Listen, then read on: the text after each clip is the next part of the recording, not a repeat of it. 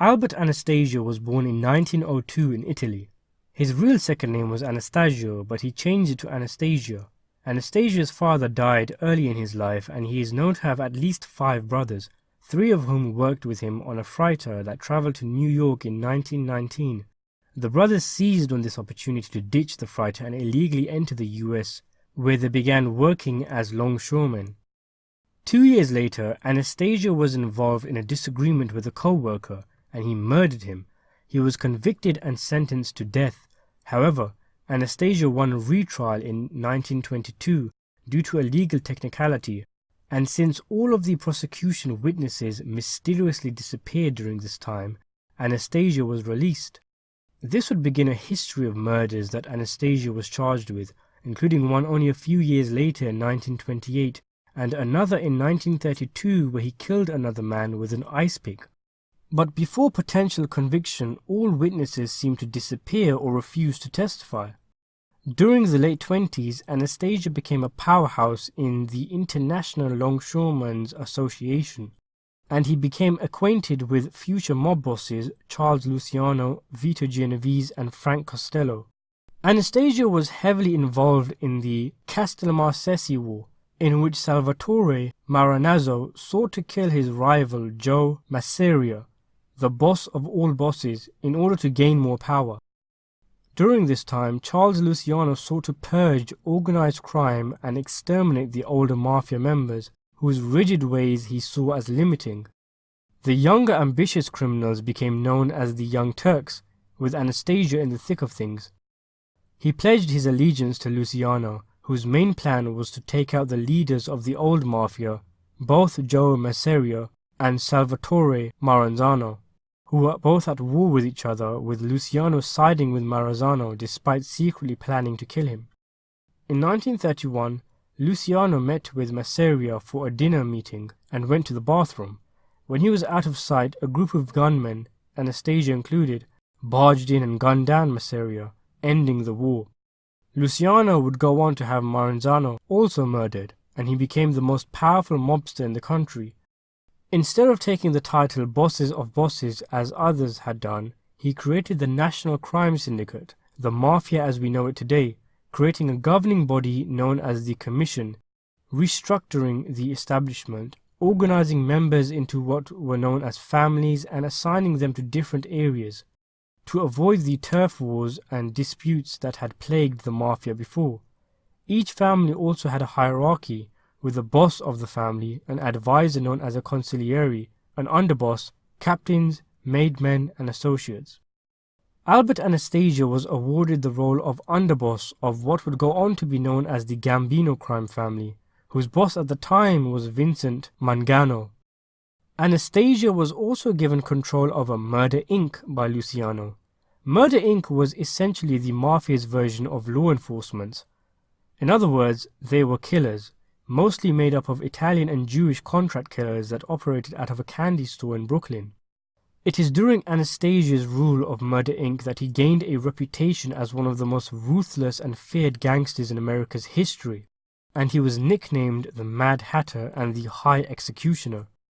It is thought that Murder Inc. carried out between 400 and 1,000 murders. Anastasia also used Murder Inc. to kill rivals and disloyal members of his International Longshoremen's Association, eventually gaining practically the entire control of the New York waterfront.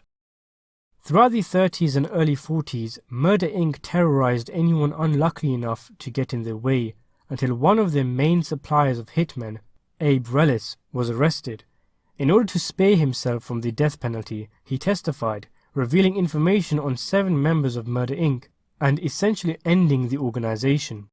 He also had information that could implicate Anastasia in numerous murders, so the mob underboss put out a contract on his head, and Relis was found dead on a restaurant roof outside a hotel. He had a police guard, and the official ruling on his death is that he accidentally died attempting to climb out of a window using bedsheets tied to a room, but it is widely thought that Anastasia had him murdered. During Anastasia's terrifying reign as the boss of Murder Inc., his associate Charles Luciano had been imprisoned, and Vito Genovese had become the boss of the Luciano crime family. Luciano worked with the US government during World War II, with the government using his help in their efforts during the invasion of Italy. It is thought that Anastasia was the one who came up with this plan, the result of which granted Luciano pardon and parole from prison. Anastasia himself joined the army in 1942, most likely to avoid the investigations being carried out into Murder Inc. For his efforts, which included achieving the rank of technical sergeant, he was granted US citizenship. Albert Anastasia was one of the most powerful gangsters in the country. Despite this, he was still an underboss. His boss, Vincent Mangano, was unimpressed with the close relationship of Anastasia, Luciano, and Frank Costello, resenting the fact that the other two men often worked with Anastasia without asking Mangano's permission. As well as this, Mangano and Anastasia often clashed over business, and the relationship between the two soured. In 1951, Mangano went missing along with his brother, whose body eventually was found in a marsh, and it is generally thought that Anastasia was the culprit. Despite this, the underboss did not admit to the commission that he had ordered the hits, but did claim the two brothers wanted to kill him. The commission debated and eventually, with the help of Costello, accepted Anastasia as the boss of the family, which was now renamed as the Anastasia crime family. The commission at this time during the 50s was full of ambitious scheming and treachery.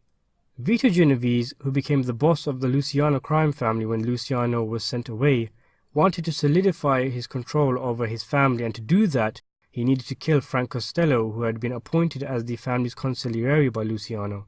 But since Anastasia was so close to Costello, he would have to kill him as well. So in order to win support for his side of things, he launched a smear campaign of sorts against Anastasia, making out that he was an unstable killer who was drawing too much attention from law enforcement, and that he violated commission ruling by selling memberships to the Anastasia crime family for cash. One of the men who began supporting Genovese was one of Anastasia's capos or captains, Carlo Gambino. Genovese offered Gambino control of the family once Anastasia was dead. Anastasia also lost the support of Mayor Lansky, part of the Jewish mob who was a close associate of Luciano and Genovese during their early days. Lansky had control over the casinos in Cuba, giving small amounts of profits to the Italian-American mafia. When Anastasia's demand for a larger share was turned down, he started his own casino operations, becoming a direct threat to Lansky. In 1955, Anastasia had a brief one-year stint in prison for tax evasion, and 2 years later, Genovese began moving the chess pieces. He first ordered the killing of Costello, ordering Vincent Giganti to shoot Costello, who did, but only wounded Costello. This was enough, however, for Costello to hand over his power to Genovese and retire altogether. Now Genovese had full control over the Luciano crime family, which was now known as the Genovese crime family. The same year, Anastasia's underboss, Frank Scalise, was killed. However, it's thought that this murder was sanctioned by Anastasia, as Scalise had been the one who was selling family memberships. Anastasia's own death came on October the 25th, 1957, an event often recreated in pop culture and had a great deal of public interest. He entered the barbershop of Park Sheraton Hotel and sat in the barber's chair when suddenly two men with scarves covering their faces rushed in, pushed the barber aside, and shot Anastasia multiple times. Anastasia was stunned, and in his confusion he attempted to launch himself at the gunmen, but instead threw himself at the men's reflections in the mirror walls. They continued the avalanche of bullets until Anastasia was finally dead. No one was ever charged with the murder, but law enforcement think that both Genovese and Gambino had ordered the hit, and it had been carried out by the mobster Crazy Joe Gallo of the Profiles crime family. It's difficult to say exactly what Albert Anastasia's role in The Irishman will be. His name appeared in the IMDb credits being played by Gary Pastore. IMDb credits can of course be edited by anyone, but then lo and behold I discovered images of Pastore as Anastasia sitting in a barber's chair for Scorsese's film, in what is surely a recreation of his infamous death scene. It's possibly going to be his only scene in the film, and I suppose there's a few ways in which Anastasia can be incorporated into the story, albeit with his appearance simply being a cameo. Firstly, Martin Scorsese's movie does dedicate a small amount of time to the mafia's problems in Cuba, What with their casino rackets being dismantled by Fidel Castro, who threw them all out of the country.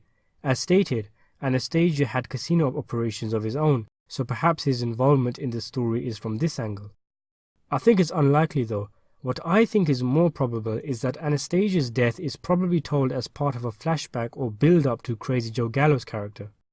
The death of Gallo is covered quite extensively and is one of the film's main subplots.